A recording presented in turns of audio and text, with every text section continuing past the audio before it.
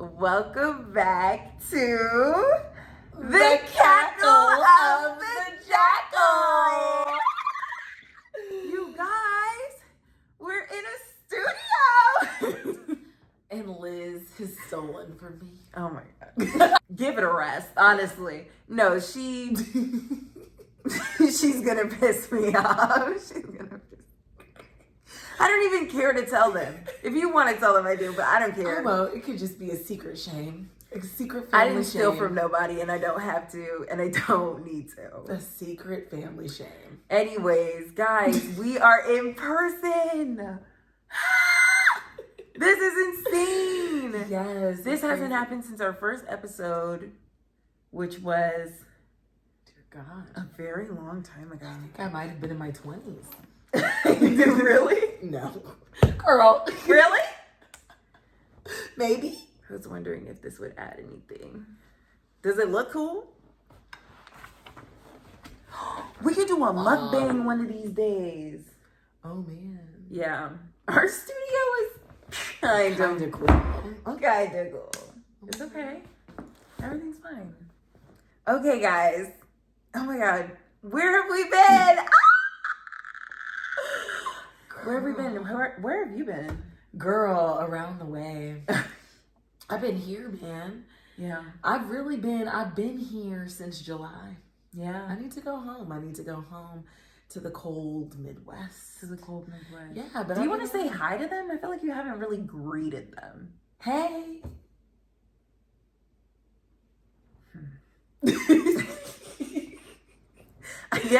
I guess we'll get further into what you're into. I went to the Dominican Republic. Yay. I have just been enjoying my summer. Now it is fall. I am ready to hunker down with some lasagna soup. Oh my gosh, yeah. Lasagna soup is pretty good. Yeah, very good. Yeah, where have I been? I'm pretty much doing the same thing, y'all. I'm pretty much doing the same thing. Yeah. Not for lack of trying. Not for lack of trying. Literally. I don't know what's going on. Yeah. And actually, I don't think we have time to get into that. And I also don't think it would be healthy to get into that. So. It would be a little bit unhealthy. Let's just, we take it one day at a time. Yeah. And everything is in stride. Everything is in stride. I'm not allowed to talk about the charm. She can't talk about life. Exactly. Mm-hmm. Okay, so this episode is just going to be like a little catch-up episode. We're basically just, going to talk about ourselves for like an hour. Should we? Oh my gosh, we ran a marathon. Oh my God, no, we really did. And we're not. I guess we'll start there. Yeah. That's where we've been. We ran a marathon. We ran the DC half. Yeah, we did. In 3 hours and 8 minutes. Yeah. We also were 40 minutes late. Right. Because we were underprepared. Story time on that. Yeah, underprepared, fueled, under-trained. Our brother ran it with us. He ran all of his runs. And that was his first time like running, like training or anything. And it was fun. He had a good time. I felt good. I felt strong. Mostly I was down for 3 days. I was down and out for 3 days afterwards, but yeah. I literally, after I was done, my knee, guys, actually, while I was running, my knee was killing me. It felt like someone was stabbing me in my knee.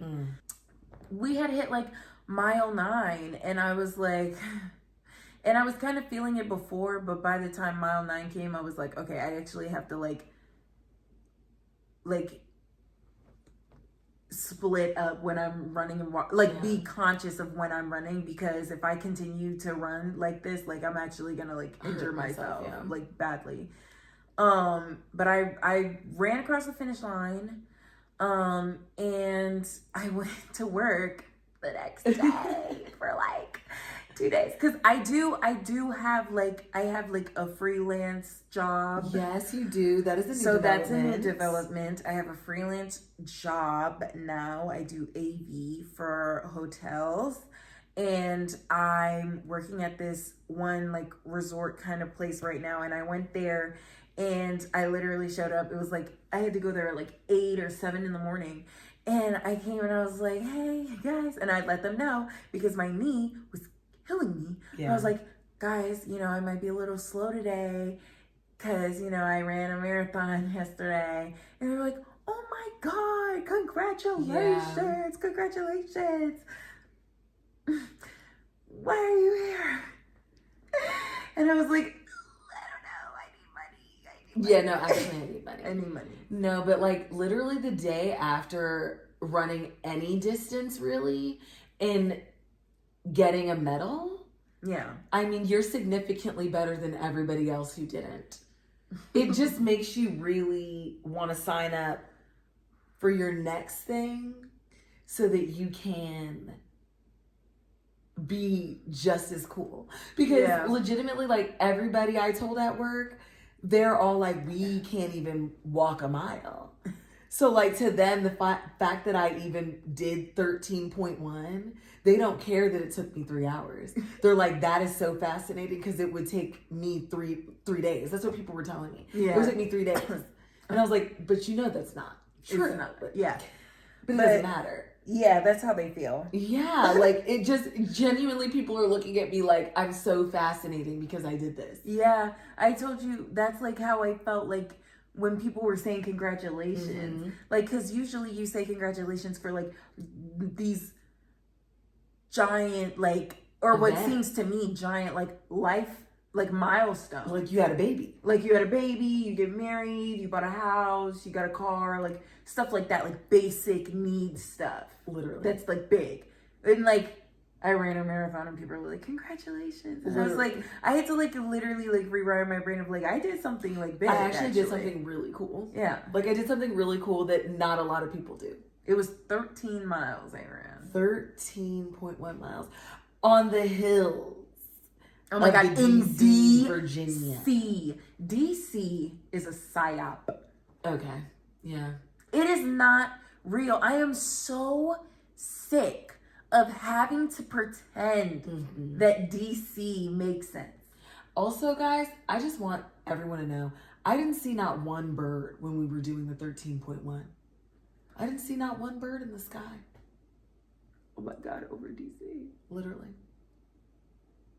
If we're not in a dome, I don't know what it is. And it's birds are not real, guys. They are recording devices. Put your tinfoil hats on. Now. They're listening. They're listening. It's all in your head. It's all in your head. No. But yeah, no. DC really is like a crazy place. Like, I feel like just everything is awful there. Everything is awful. And maybe the people are what makes it like, but I don't talk to anyone there because I just feel like I'm so stressed trying to figure out how to drive and how to not hit someone and how to literally just exist without paying a leg and an arm.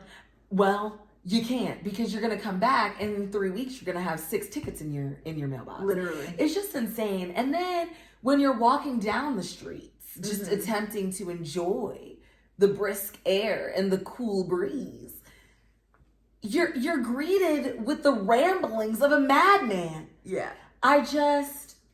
It's hard to believe that these places do exist. Like I also saw this thing going around on TikTok where it was like these guys in New York who hide under rugs and they want you to step on them. So they'll be in like walkways or, you know, on the sidewalks and people will just think, oh, it's a bunch of rugs. So they'll step on them. But the people underneath, like the men underneath, are being aroused by this. Wait, what? Like they want to be stepped on. Right. But I'm just like, how are they under the rug and people don't see them under the rug? Like it looks like a pile of rugs. Like they literally lay down and pile rugs on top of themselves. Oh. So you just walk by thinking it's garbage. Like, oh. And then people just step on the rugs and they're getting aroused. Yeah. Oh my God. It's sickening. That's actually gross. Yeah. Okay, here's my thing though. Here's my thing. Because in my head, if I happened, like if I was walking across the street and I saw a pile of rugs, first of all, I'm definitely stepping on it. Yeah. I'm definitely stepping on it. Yeah. If I just so happen to find out that a man is under one, I particularly wouldn't care. Here's the thing. That doesn't mean it's not wrong and disgusting. I think he's sick. No, I he would is do. filthy. Yeah. But I don't care because I think I just don't care because it's like there's like I feel like since the pile was there, there's almost this layer of separation that like distances me from you.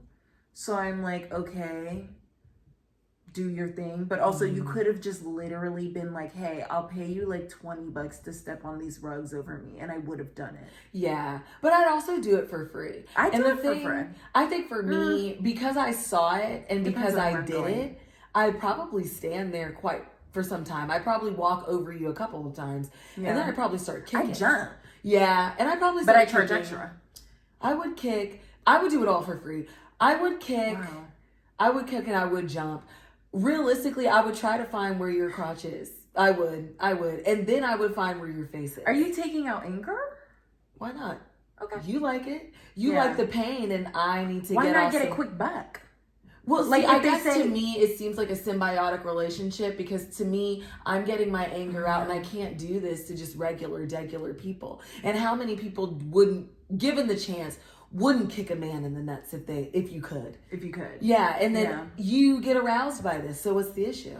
That makes sense. I just feel like it doesn't hurt to just throw in a little for $30. You're a money hungry But if whore, but I just feel like just if don't they like say that. no, then it's just like, okay, I'll still do it. Yeah, well, I'm just saying, like when you're still on that blade mentality. I don't know why you won't get off of it. Well, because You I'm not try- doing it for free. Okay, well, sometimes you do have to do it for free, and that's why you're never gonna get a man. Because you do need to learn to do it for Here's free. the thing, if you're my man, it's different. If you're a man on the street, sorry to that man. You don't got nothing for you. Because what you got for me? I'm never going to accept What this. you got for me? You're not stepping on rugs for me. I just don't understand this dog eat dog Girl. world. This cutthroat Girl, world. we can be symbiotists when y'all are ready to be symbiotists. Y'all are still very capitalism. If y'all you are looking still for a dominatrix. Y'all are still looking for very blind box. If you're looking for someone who's willing to handle the things that you need for free, it's me. I'm fine. If you're looking for a romantic relationship I in don't which want a those romantic things can relationship. be fulfilled, it's me. Okay.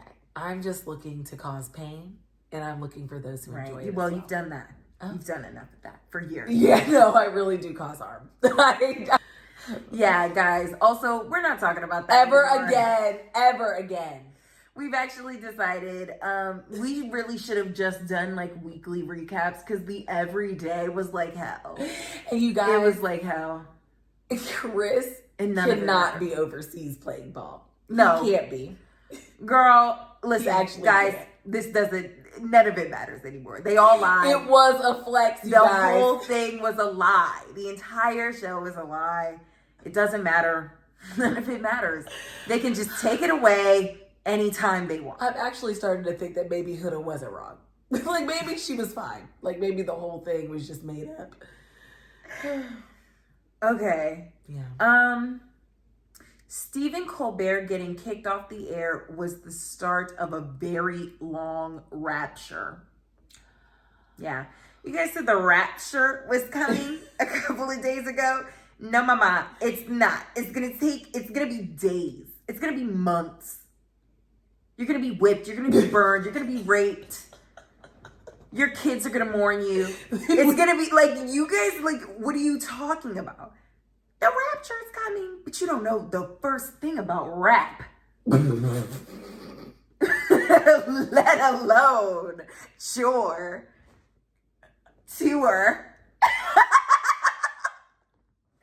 No, but that really did piss me off. No, but seriously. It was actually starting to piss me off how everyone was like, oh, the rapture is coming, the rapture is coming. And I feel like that's very personal to me because I grew up in a cult. And so I feel like that shit is serious. It Like, is. don't just go around talking about the rapture, bitch. You're gonna fucking scare me. And I understand that I'm being selfish in that I want people to protect me and my feelings and my emotions. But I do also just feel like you bitches also just don't know what you're talking about when you're talking about the rapture. No. Because it's not coming. And we're not going to know when it's coming. Like, literally no one's going to know. I just feel like because so many different religions believe so many different things, Yeah. that we find ourselves in these random spaces in time, which I find so crazy. Like, when people were talking about the rapture, I ignored it because I grew up during, like, when it turned to 2000. And how everyone was like, turn off your TVs and da da da. Girl, and you also lived through Y2K. Literally. And then there was like this thing, I forgot, there was, at one point, they were like, because the calendar ended. They were like, oh, the calendar ends on this day. The Mayan calendar ends on this day. So that's the day that Jesus is coming back. It was like, it was nonsense. Wait, do you think, was there a big event that was like, oh my gosh, the world is going to end in 2024? I don't recall that being a thing. Okay, but it happened this year with the rapture. With the rapture. So they were like, it's not going to end, but you guys are going to be left behind. In 12 to 13 years, if there is another mass hysteric, like, the sky is falling. Yeah. We'll know, literally, as humans, every 12 to 13 years, we just get a little hay fever. Literally just get a little cabin fever. And I think we also have to take into account that there's a couple leap years in there. Like, I genuinely believe that there's something going on. Yeah. And it also has to do with the retrograde. Like, whatever thing it is. Yeah. There's a retrograde at some point, but people get hysterical. And then they decide that, okay, these are the signs. Yeah. And I was looking for, okay, so what are the signs for the rapture this time? Like, what are the signs for the rapture? What's happening? And genuinely, I feel like this is just an escapism thing for people. Like, you're looking at the world as it is and you're terrified. So you just rather think that the Lord is coming back. Girl, and if he is, it won't be you. It won't be you, You're bitch. not going up there.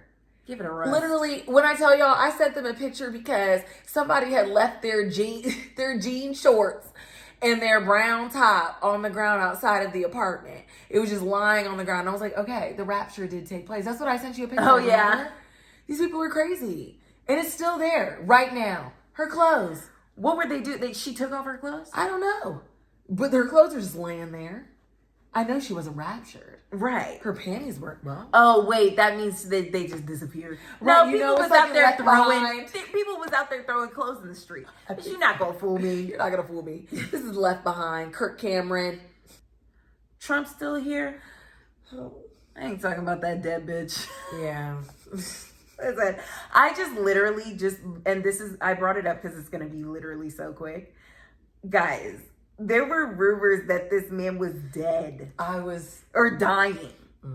Dying out. And I'm scared to say anything because of the situations at hand. Like, I think we all know what the situation is right now. Oh, Charlie, that really hurt. Right. Like, there's just a lot going on right now. And, like, you can't even say anything without getting deported. Like, you just can't say anything. This. Here's what I'm going to say. I'm scared. Where are they going to deport Y'all, you? Girl, take me where you got to take me. But here's what I'm going to say. Y'all are fucking ridiculous. At the end of the day, just fucking relax. Don't get your panties in a twist over nothing. And at the end of the day, if he passes away, he passes away. That's life. He's old. We really shouldn't be shocked nor surprised. I'm not going to mourn anyone. I don't care about. And, well, let me not say that. No, I'll say it. I'm not. If I don't care to mourn, I'm not going to. Well, yeah. And that's my right. I also feel like I would have a reason not to care, and I do. So I don't care, and I don't feel like people should be forced to feel a certain type of way. I'm also not going to get over here. Well, I'll talk shit with my girls, no shade. But I'm not going to get over here and bash nobody. No. I'll give your family time to grieve, but you know, time is time. And when the time comes, if I want to talk and get freely, I can, because that's life. Freedom of speech. You guys can get on here, say nigger this, nigger that. But when I come out and I'm like, what if he deserved it? Now everybody's going to get their panties in a twist? I thought I was the snowflake. It's so crazy because everything is a matter of opinion. But the reality is this, and I think that's something that we really do need to understand. Mm-hmm. I think that for some people, they think about death and they think that we have to honor this in some sort of way. Yeah. But not all death is honorable. Not to everybody. And at the end of the day, there's always going to be a situation where you may pass away and someone doesn't have the most positive emotions about you. Yeah. I don't necessarily think it's tactless to tell people that the reality is that like, oh, I don't care. Like, okay, Ashley just passed away last week. If I've been nothing but a see you next Tuesday to you, I wouldn't expect you to be screaming and wailing and bailing like Beelzebub himself has told you this news. Like, it's crazy. And you shouldn't have to. And don't come to my funeral acting insane. Literally for me. The only thing that I find tactless and couthless is when people will find themselves going to the pages of those who want to mourn. Right. And berating people and telling them that they shouldn't be feeling this way. Everyone's allowed to feel how they want to feel. Right. The same way that I'm allowed to not care. You go in your space and mourn. I'll stay over here and not care. Like, I'm not going to hell because I don't care. Literally. I don't care. So be it if I think it's better. Like, I think this is fine. I think this is fine. It's just not something that I feel like impacts my life to the point. Like, if I were, like, if God himself were to come down and say, okay, so this happened, whether it be, you know, someone with the name of C or someone with the name of D or even someone with the name of E, we don't know. But if any of these people had a falter from grace and decided that life was no longer to be lived and their hearts stopped, if these things happened and God came down himself and said, okay, we can bring one person back. Mm-hmm.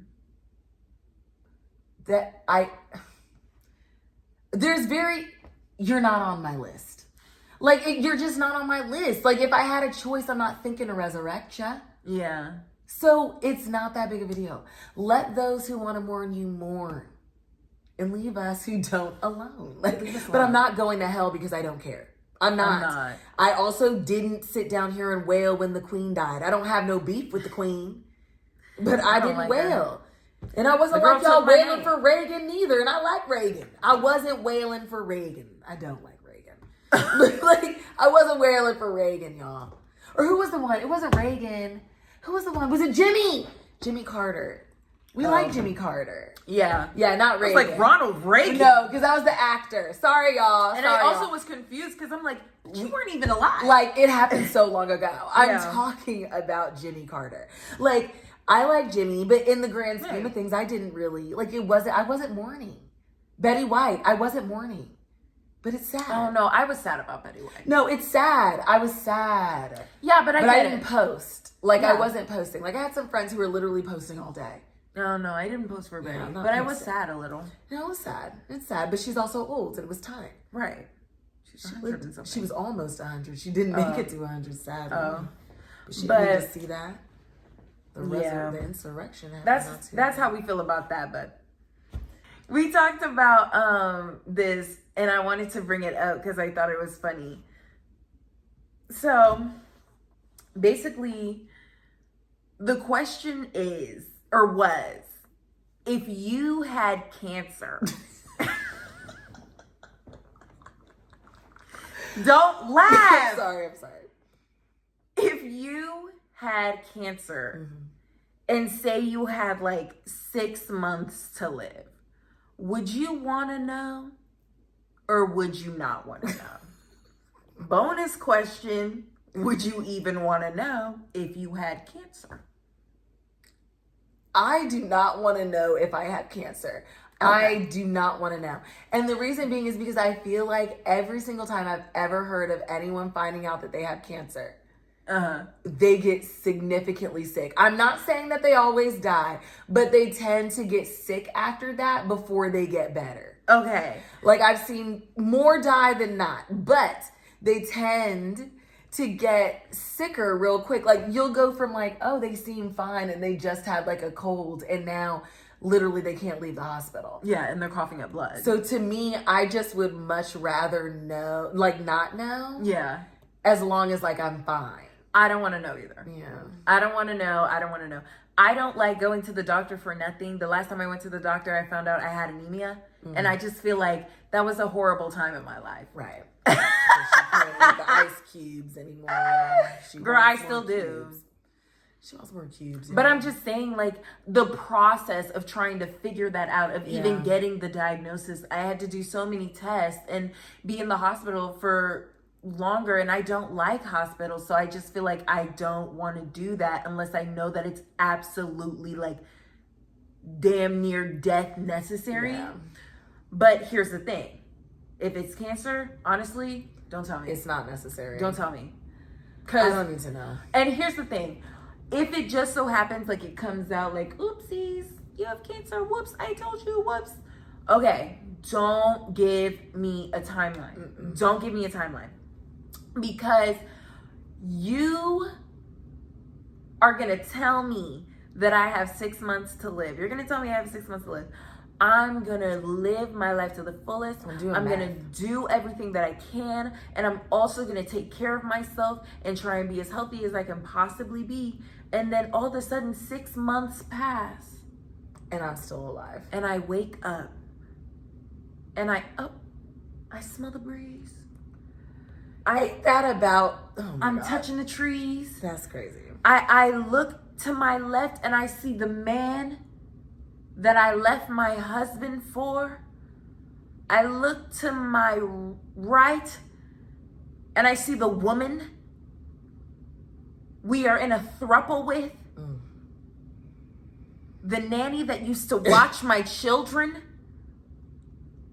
that I no longer speak to because I left my phone with my family in the States. I'm in Europe and I work for a company that takes pictures of my panties. And I was only supposed to live. For 6 months. I wasn't supposed to be here today. Why is it 6 months and 1 day and now I have to deal with the consequences? And now I have to deal with the consequences of my actions. Now I have to figure out how to scrap up enough money, how I'm going to steal from this man next to me. He likes to hit women, by the way. Of course, he's beady. Like, literally. So I have to figure out how I got to steal from this man to go scrounge up a ticket to fly back and plea and beg for forgiveness. Because actually, no, I was just playing. And so was the cancer. I was just playing, and so was the cancer. No, that's why you can't tell me. I would rather just peacefully die in my sleep. And then if I do, then I do. Yeah. And that's just what That's just the way it goes. And but if you know, guys, don't tell me nothing. Or if I get something done and you see it and it's something like it's a stage where realistically I just have to do a certain thing, just tell me the thing that I have to do. Just tell me that I need to come for radiation twice a week. Don't tell me anything else. That was my thing. Was this your answer always? No, this is always my answer. Are you sure? Well, I feel like okay. When we were over there. No. Because you're a doctor girl. You go to the doctor. I do go to the doctor because I'm a hypochondriac. So but I like to only go to the doctor when I know the answer. Okay. And I am rational enough to understand that WebMD, it isn't cancer. Mm-hmm. Like if it was, I wouldn't be able to understand that.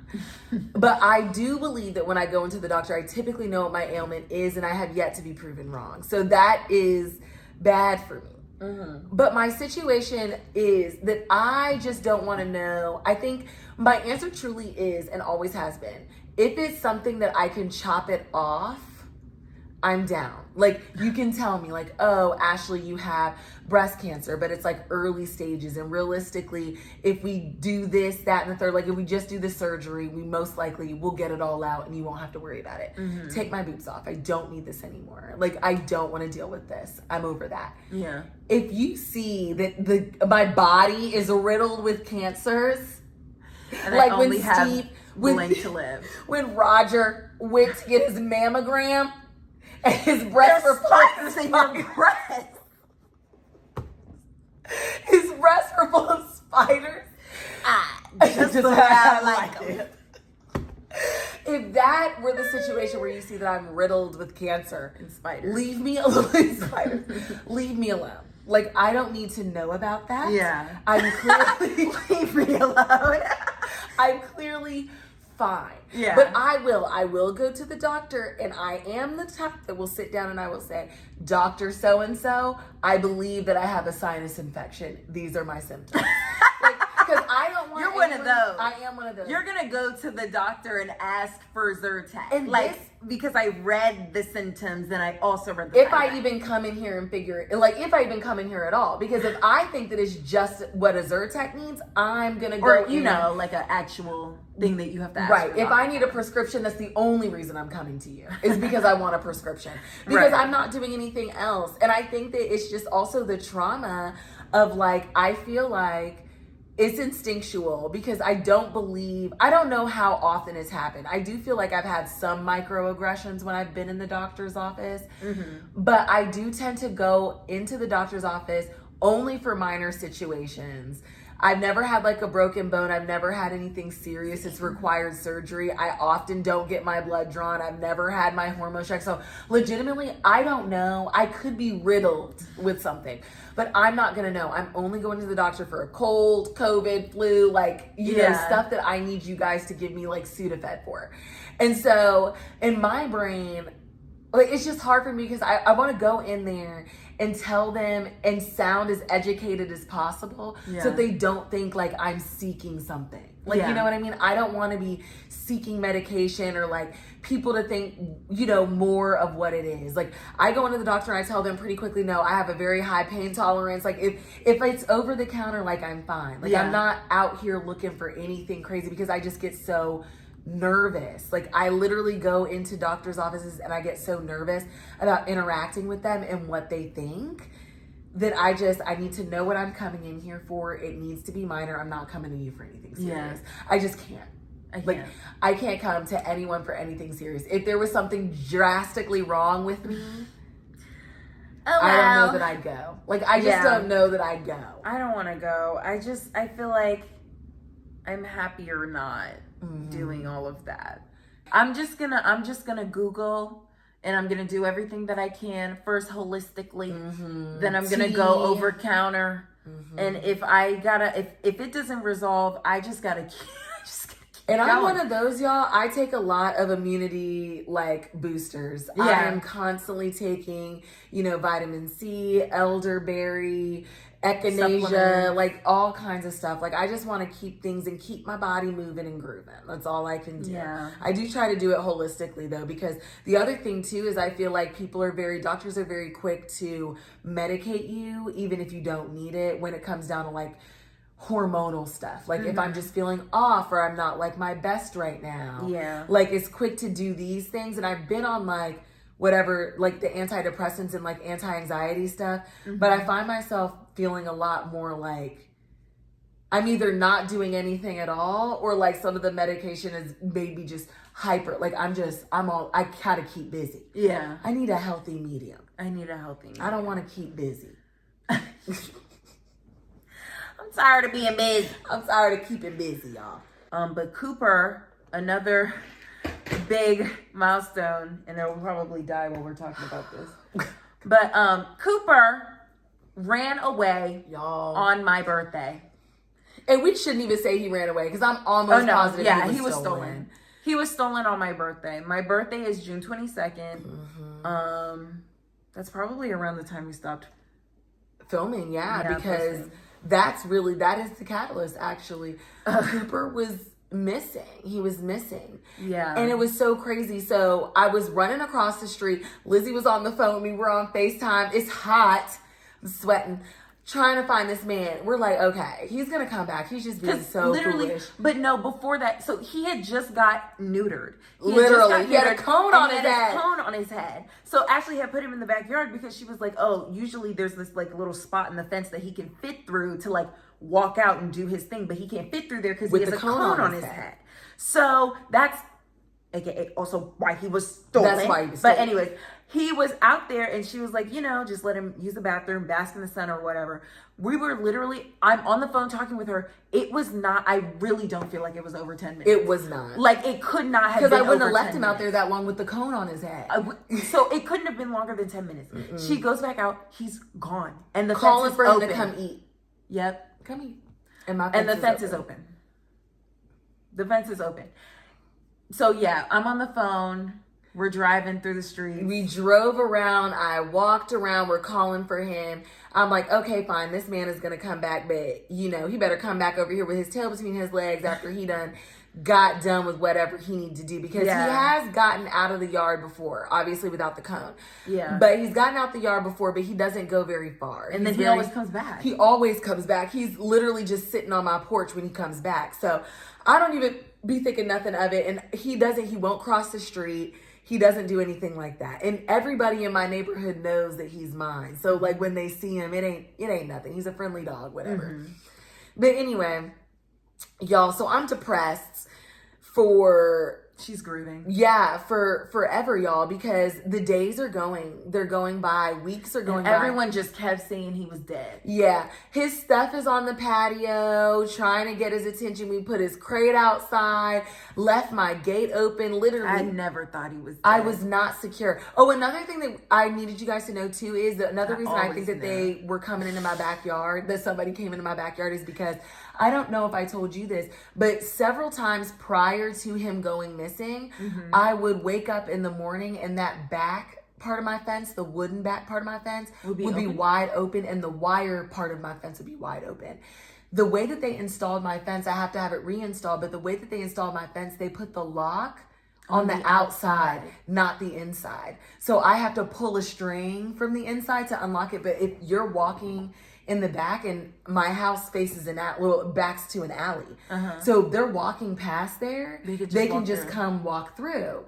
And I'm like, I feel like somebody is just walking through your yard. And I feel like this person has seen that I have a dog. I feel like they saw him. He's a purebred Boston Terrier. They are expensive, and I feel like they saw him. Yeah. I feel like that was just a situation. I think that I don't know. But they took him. He was taken. He was stolen from us. For how long? You guys. So I'm going through the weeks and days. I'm mourning the loss of the son that never was, really. Yeah. His birthday passes. His birthday is July 1st. And he's not here. He's still not here. You guys. So I come home because I'm like, I have to reconnect with my family. Like, I've lost my firstborn son. Yeah. And you guys, the day that I get here with my lover, oh my God, it was the day.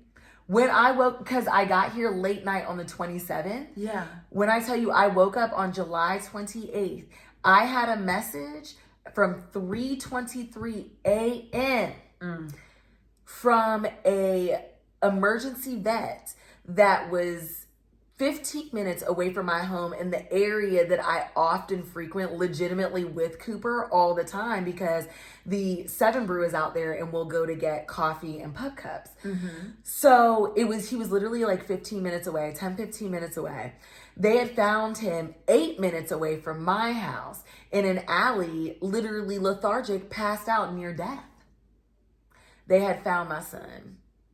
They found him.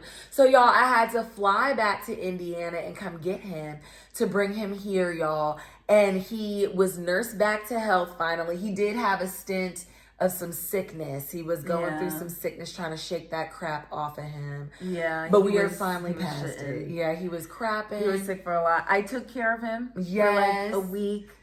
Girl, y'all, I took him to the vet because we were worried, like he wasn't really getting over the sneezing and stuff, and he still had the runs. So we took him to the vet. Y'all, he's in there for a checkup. They're doing like running tests and stuff. They go and take him and try and do a fecal test. They come back and they're like, he didn't give us anything. They're like, I'm like, oh, okay, whatever. I'll just come back. He'll do it later, right? Sooner or later. Sooner. 10 minutes later, I'm literally just minding my business, and all of a sudden I hear. So nasty. And I turn my head. And he's looking right at me. And it's Poor just baby. there. It's just there on the floor. And I was like, Cooper. Oh, no. There goes your fecal. Yeah. And I was like, okay, well, there's the thing. So I was trying to find something to like pick it up with, and I'm kind of panicking. But like, it's a vet, so I really shouldn't be. They're used to like this. they're probably used to that. But I was, because I'm just like, this is so embarrassing. Like my dog just sat on the floor. It literally just my dog just sat on the floor, and I'm raised in a house where it's like you don't do stuff like that. Like, you don't do stuff like that. And he was raised in a household like that. So we're both freaking out. Yeah. And then all of a sudden, I hear it again. I hear as I'm looking. He's shitting again. He's shitting again. I'm like, Cooper, no. And he's like, he can't control it. And it's watery. It's watery than the first one. It's more water. It's just like nothing was working. Bro. We were all actually scared that he was dying, which was so crazy because then you go to the vet and they give him another thing, like we had gotten another like stool firmer. Oh, right. But the first one didn't do shit. It didn't do anything. And then, that one, the one the vet gave you, that worked. That did something. It did a lot, actually. Yeah. So they gave him that, thank God, which I feel like they need to sell that over the counter. Oh, yeah. But also, which, by the way, he shat a third time. And it was literally water. That's nasty. But anyways. I just think that they should sell that over the counter. It was that, and then they gave him stuff for the mucus. Literally nothing else. He just had a UTI. He just had a UTI. He had a UTI in the runs. So what I kind of chalk it up to was literally like, he was kidnapped and he just had like a crazy year in Europe. Yeah. And he overdosed on like ketamine. I'm genuinely under the impression that either like whoever took him, he was either more trouble than he was worth, or they just were not able to get rid of him. Because they didn't think he knew how to turn up, but that boy can turn up. Yeah. He was shitting in crates. Or it was that, or he ran off. Like he either ran off, because in my brain, 8 minutes away, if he wasn't as tired as he was, he would have got home. He was on my street. He was literally on your street. So to me, I was like, and he was probably looking for you. I feel like he went there because he knew that's where you guys go. And y'all, when I tell y'all that when I went to my friend's house, because I was like, I felt so bad for him. My friends went to go get him from the emergency vet. And so she had him, and they were trying to make sure that he didn't run off from there. And then when I went finally to go get him, he like, when she opens the door, he's like sniffing around or whatever, but he doesn't really seem, I was like, okay, well, he doesn't really seem to care. So then I go to start picking up his stuff off the thing, and then literally I bent down to grab his leash because I had dropped it. I go down to grab his leash. He gets a whiff, like, you know how he does, he'll go towards my crotch. So he gets a whiff, and that man starts freaking out, y'all. He's losing his mind. He's ready to go home. He's like, that's my mother. He's ready to go home. Literally, when I tell y'all, he is on the leash, tugging and pulling, trying to get towards the street. Like, mommy, I know the way. Come on, come on, come on. Like, we can do We this. have got to go. I know what it is. You were lost. I'm lost. We found each other. Let's get it cracking. Like, that's how he was. And he was just super affectionate afterwards. Like, when I tell you, when we were at the I'm going to put in airport, the picture of them hugging because he just had the biggest smile on his face. He literally did. And then when I got to the airport, he had to get out of the carrier. And when I got out the carrier, the lady next to me, she's like, oh, can I hold him? Like, I can hold him for you while I'm trying to get my bags and stuff, like my carry-on through the scanner or whatever. So she was holding him. When I tell you Cooper, and you know how Cooper is, y'all, he was itching to get out this girl's hand, staring me down like, girl, get off of me. Get off me. I was like, oh my God. Okay, let me take my baby. He was crazy, but now I feel like he's very much so well acclimated. He feels a lot better.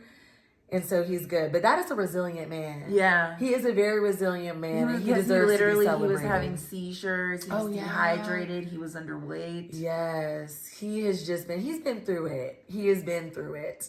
But you know what? He needs to stop putting me through it. And then I think we'll all be good. Yeah. Yeah. But we're back to hard poops and hard truths. Yes, we are, y'all. And he does not eat his poop anymore. You'll be happy to know that. He is good. He just sleeps beside it. That's all he does, you guys. He loves the odor of his own musk.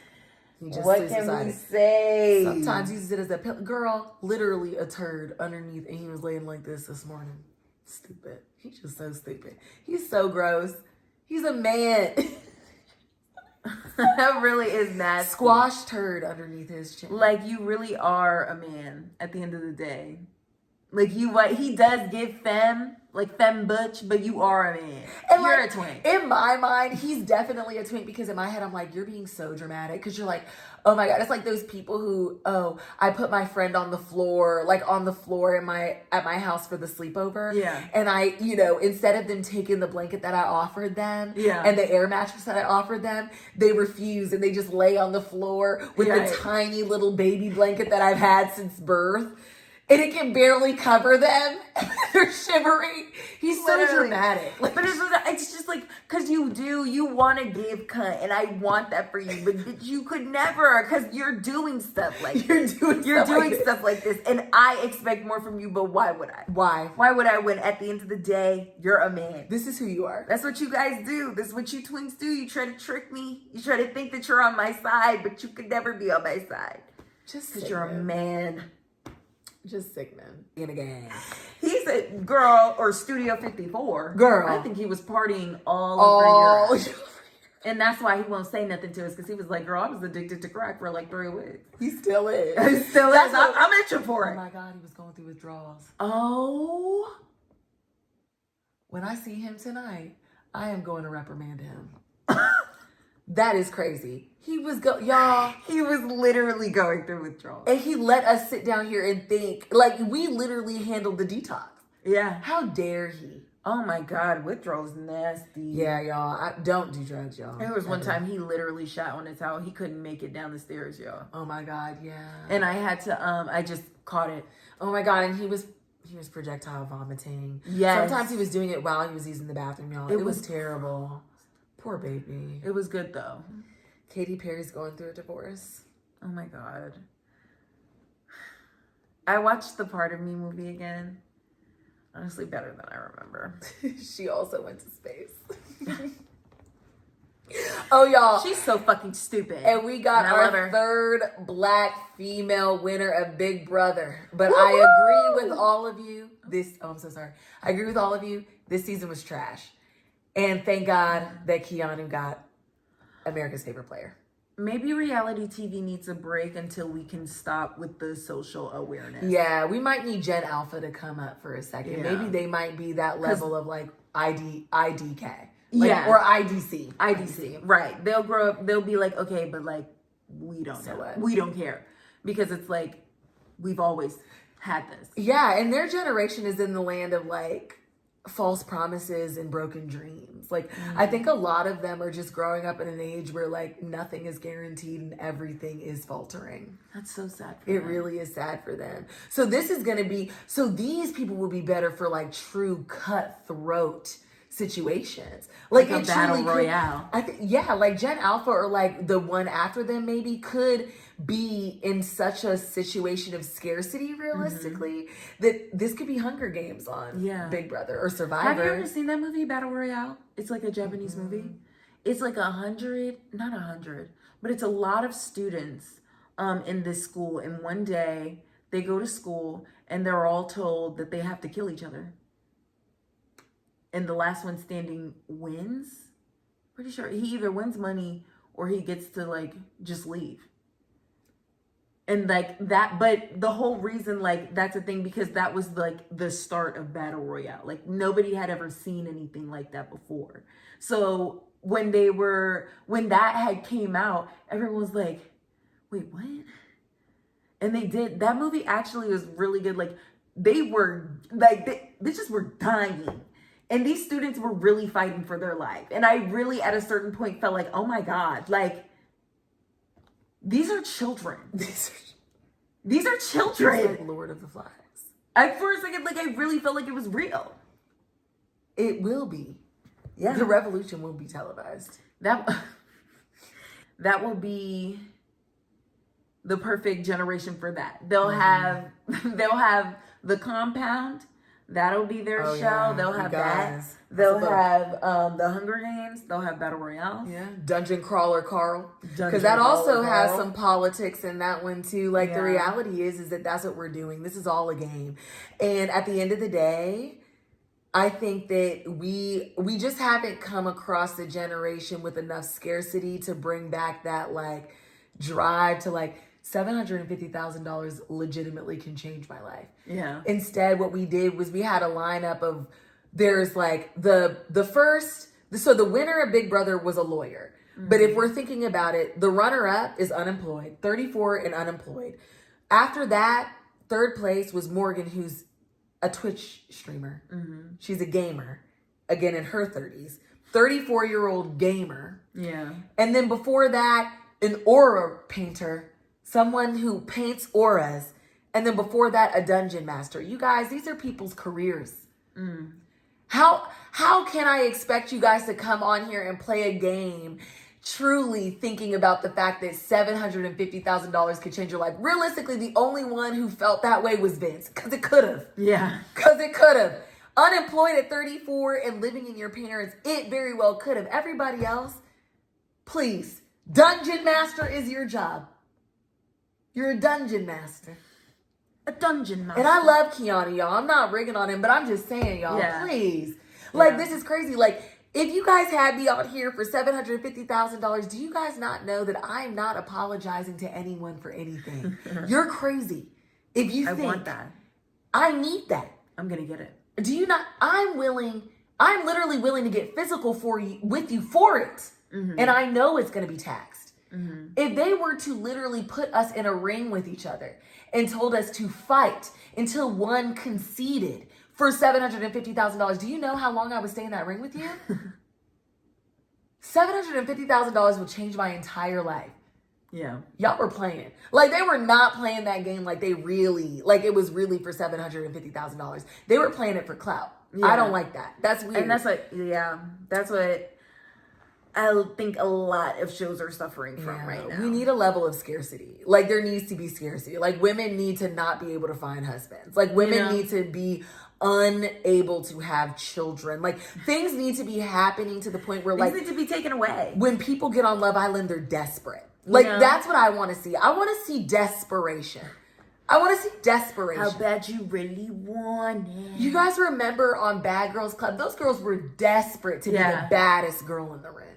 And that's why I don't want you to want to be famous. I want you to want to be here. Be here. You know what I mean? Do you understand what I'm saying? Like, they used to beat people up for leaving too early because they're like, other girls could have had that spot. And you played. And you're playing. So I'm going to beat you up on your way out of here. Okay? Bring back or that if you wanted to leave a day in, well, we'll just beat you up on your way. We're going to beat you up in the cab. What was the point of you coming here? Why did you come here? We literally opened the door to you. Like, you know what I mean? When we opened the door to you, did we throw flour in your face? Yeah. But so be it. But so be it. You come in here with the fucking cop car thinking shit's going to be sweet. Bitch, you got it. Y'all want to come back into the club and come from the club and think that we're not going to tear up your Gucci bags? Your bag is going to get jealous. Your bag is going to get tore up, bitch. You think I'm not jealous of that fucking bag, bitch? That's what I want, y'all. I want that fucking bag, Bring bitch. back when Johnny Bananas stole the money from Sarah. Oh my God. Bring it back. Bring back that kind of television. Bring back the time Johnny Bananas stole the money from Sarah. Bring it back. That was infamous. Bring back when New York was in these women's face, telling them how ugly and rancid they were. Because she wanted and that vice man. versa. She was just better at it. But they would clap back sometimes. She just wanted that man. Yeah. Bring back wanting something so desperately. Yeah. That you're willing to die for it. I want to see you be willing to die for it. Because I'm telling you guys, you will see me on reality TV shows one day. And when you do, just know, y'all. Honestly, me too. Just know, I'm willing to die for it. Okay. Y'all can't have me on the same show as these pansies. If it's for money, I'll die for it. Yeah, but also, I think I'll do better on like a personality tag. Because I'm not really competition based. It depends. If I feel like I can win, then yes, I'll go in. Right. Like a dating show or like one of those, like a Real World type. Ooh, yeah. Right. So I would do that probably. And when it comes to that, trust me, I want to be here. Yeah. I want to be here. and I'm gonna do everything to be here. You don't need to die for that, though. I won't die for that. Right. Don't die for that. I won't die for that. But the money, yeah, I'm gonna die for that because I need that to get to where I want to be. Yeah, exactly. So, guys, please, you guys are insane.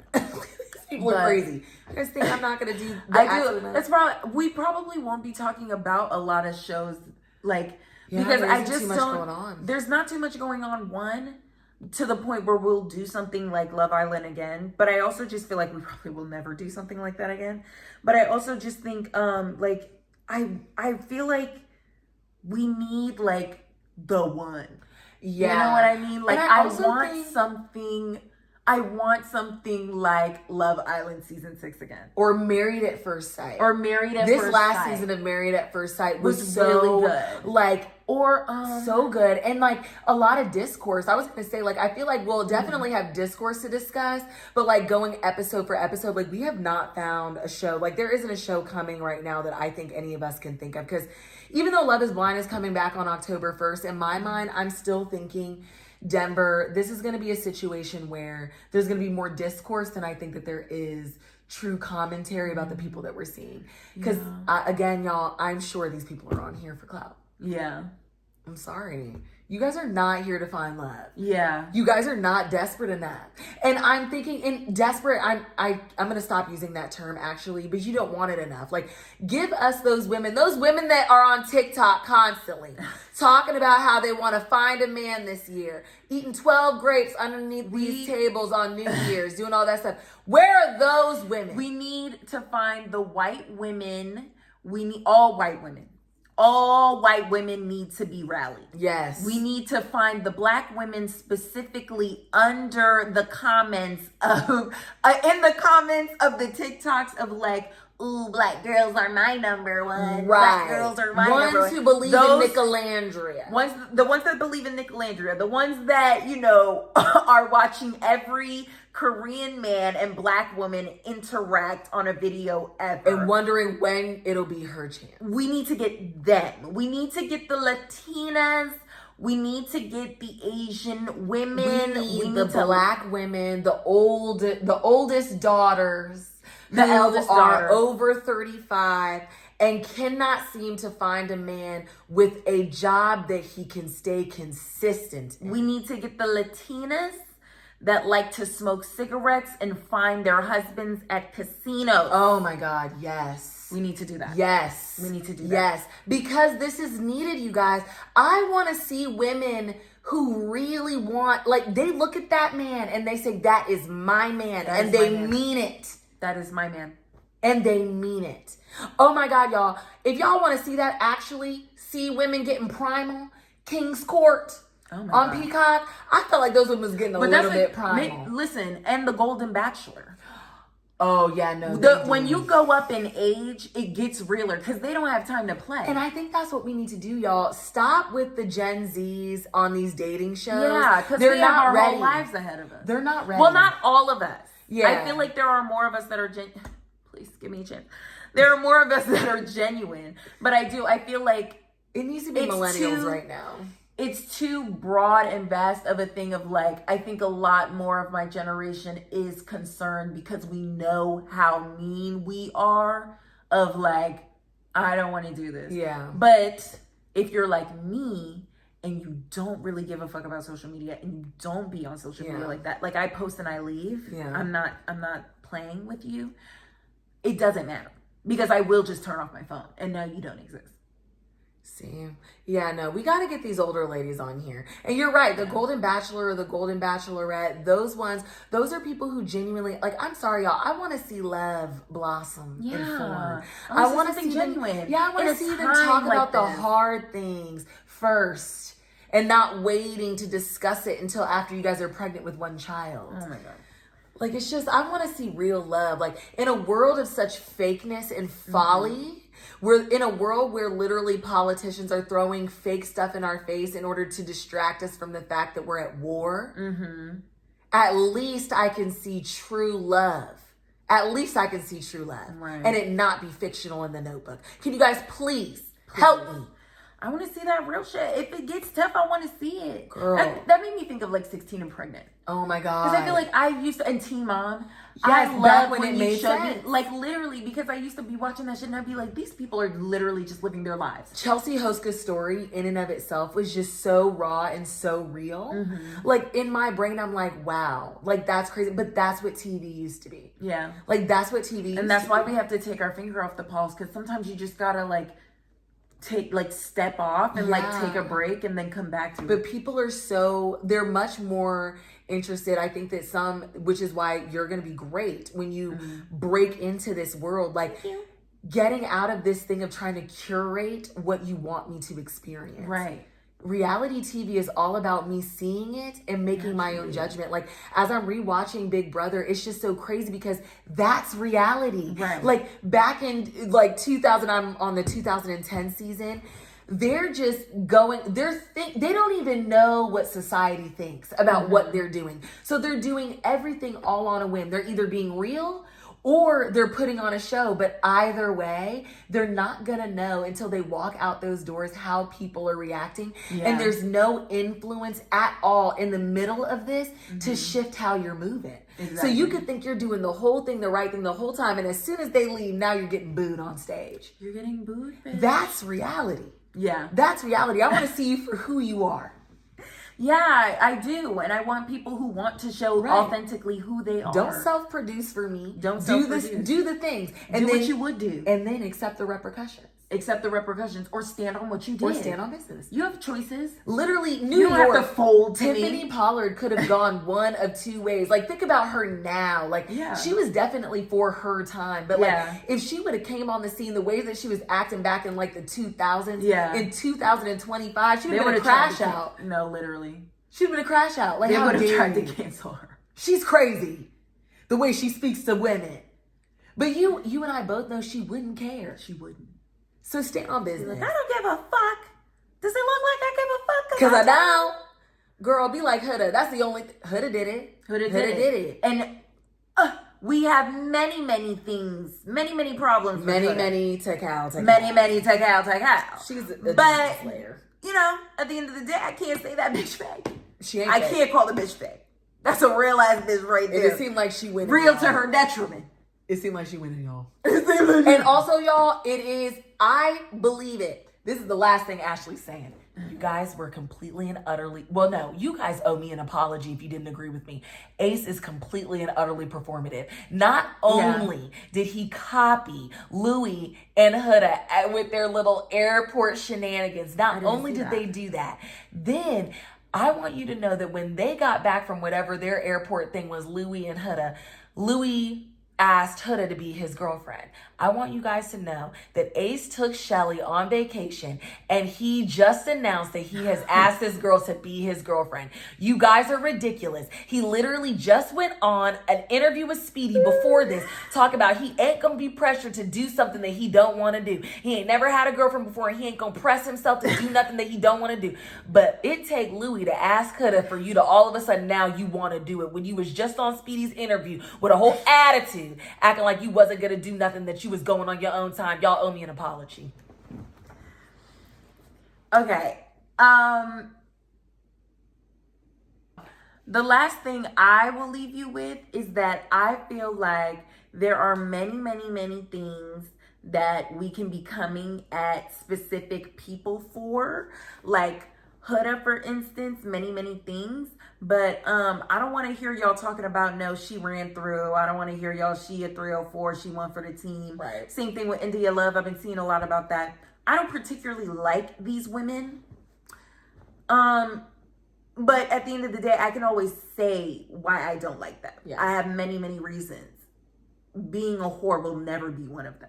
Never. Like sucking dick will never be one of the reasons I don't like a bitch. If you want to suck dick, you can suck dick. Fucking people will never be one of the reasons I can't get down with a bitch. No.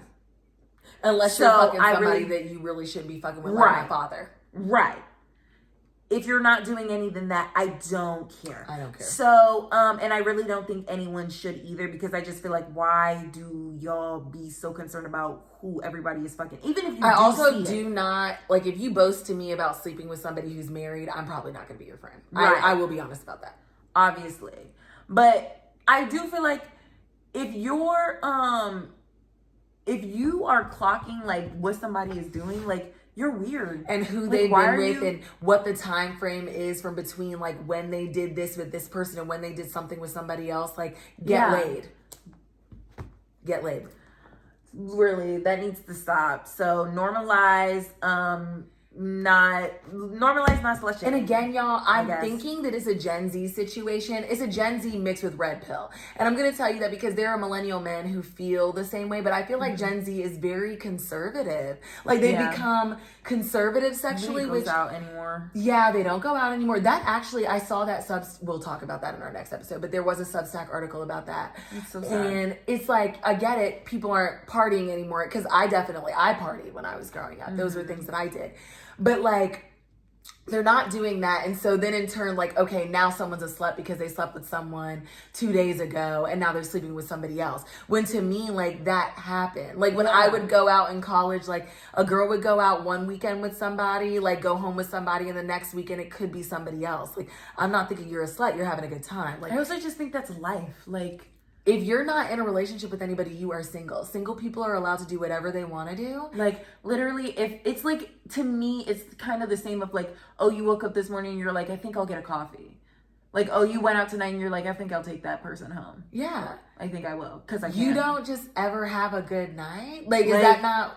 But then also to me, I'm like, this goes back to like when I was younger and I was I was typically, if I wasn't in a relationship, I was single. And when I'm single, I'm doing single people things. Like I do what single people do.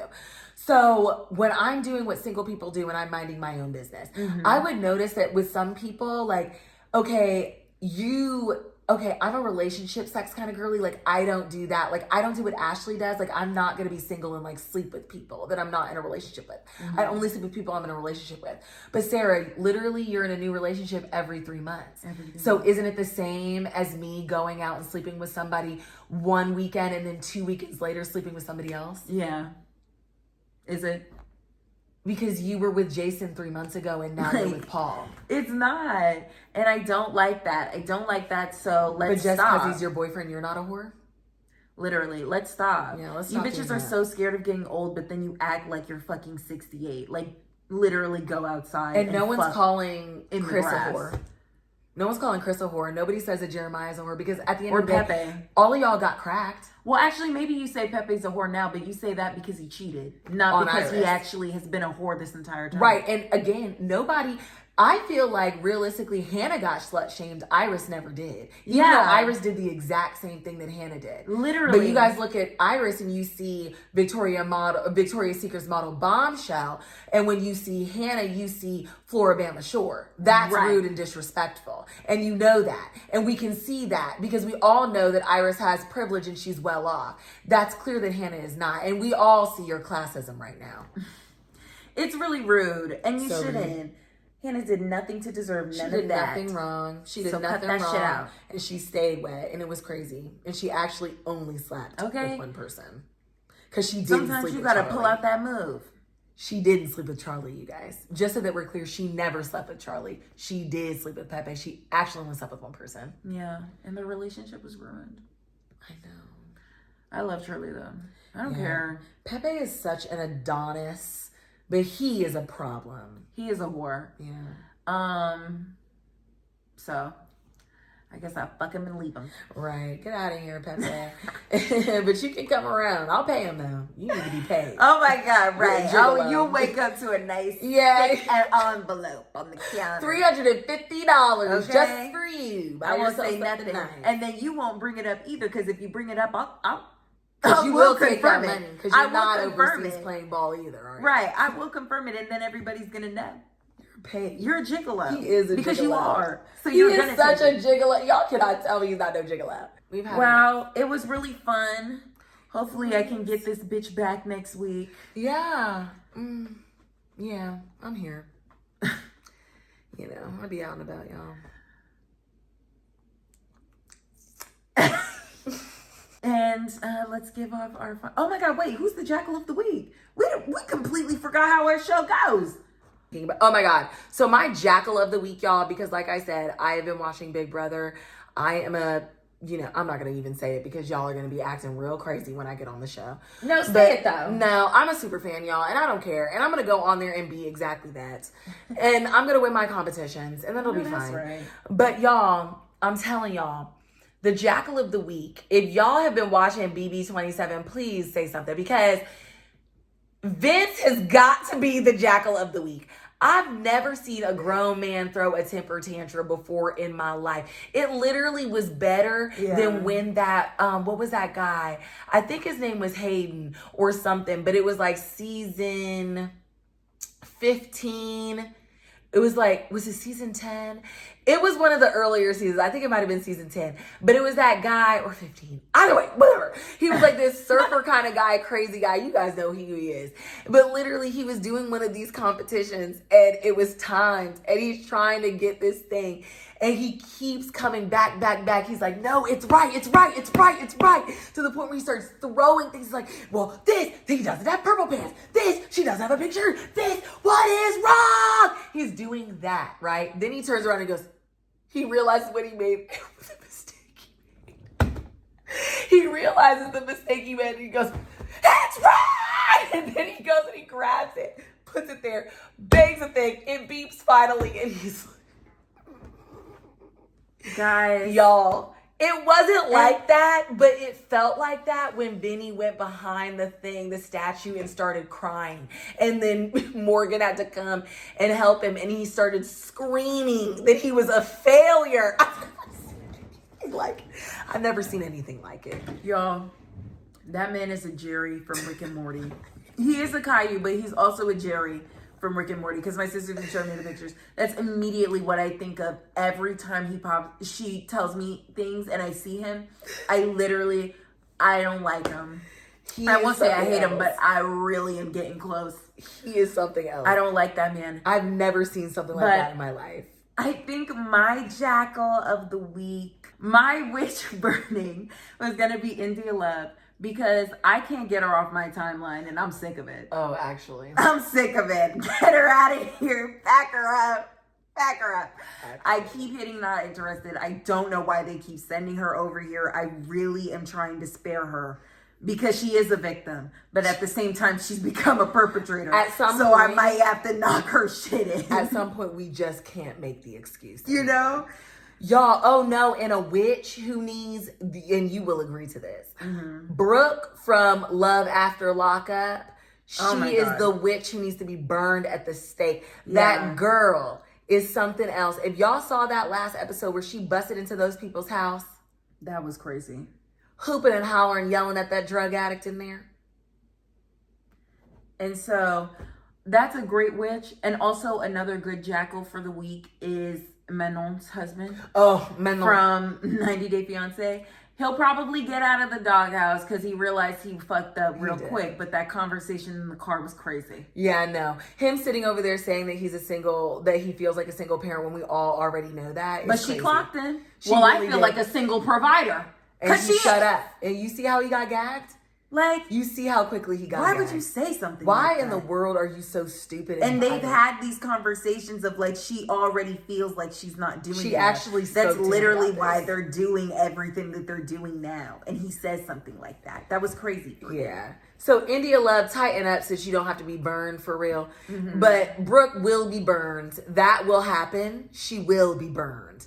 And the Jackal of the Week is, in fact, who did you say? Vince. And then you said, but no, he can get another chance. Yeah, Manon's husband, he needs to think about this. He really does need to tighten up.